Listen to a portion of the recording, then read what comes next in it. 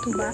At ngayon, mag-uulat ako tungkol sa globalisasyon pang-ekonomiya. Ang globalisasyon ay hindi lamang basta ideya.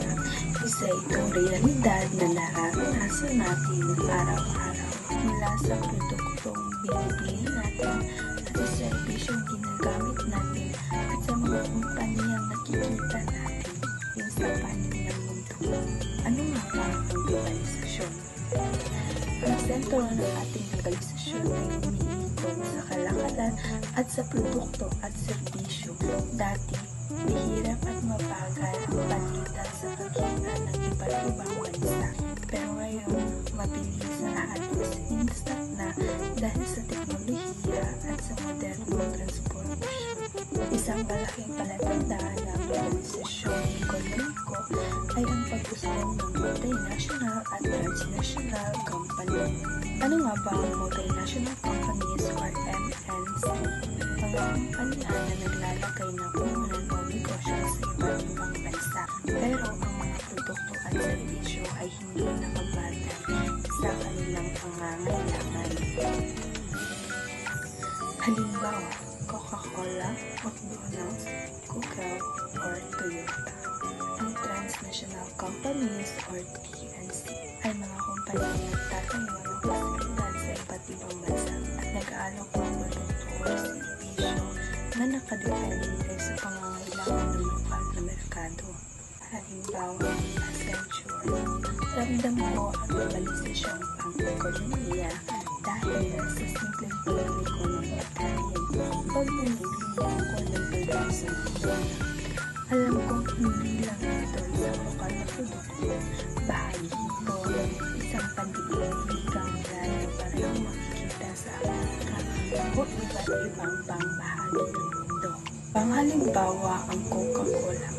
Kahit saan ako pumunta, pareho ang lasa at packaging. Dito makikita kung paano nagiging global ang isang produkto pero nananatiling paborito natin mga Pilipino. At ito ang dalawang positibong epekto. Una, mas maraming trabaho at oportunidad ang maibibigay ng MNC at TNC sa ating bansa. Ang dalawang positibong epekto. Una, mas maraming trabaho at oportunidad ang naibibigay ng MNC and TNC sa ating bansa. Bawa ay ang call centers na nagbibigay ng libong-libong trabaho sa ating mga Pilipino. Ikalawa, mas nagiging accessible at abot kaya ang maraming produkto. Dati, kailangan pang mag-import ng direkta.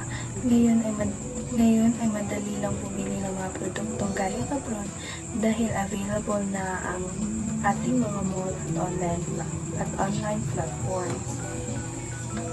Dalawang negatibong epekto. Una ay naapektuhan ang lokal na negosyo.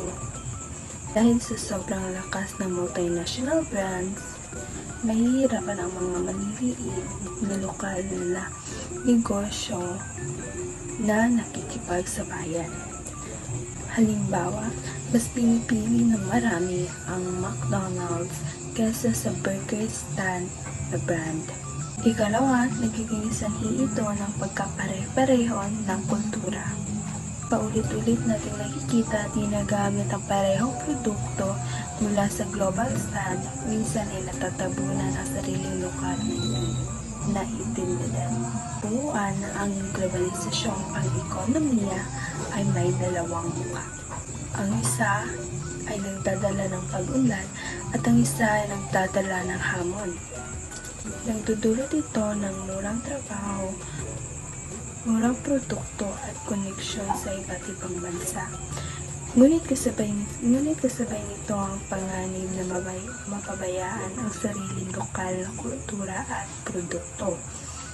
Bilang mamamayan, dapat nating balansahin ang paggamit ng mga produktong galing sa globalisasyon at ang pagsuporta sa ating sariling lokal na industriya.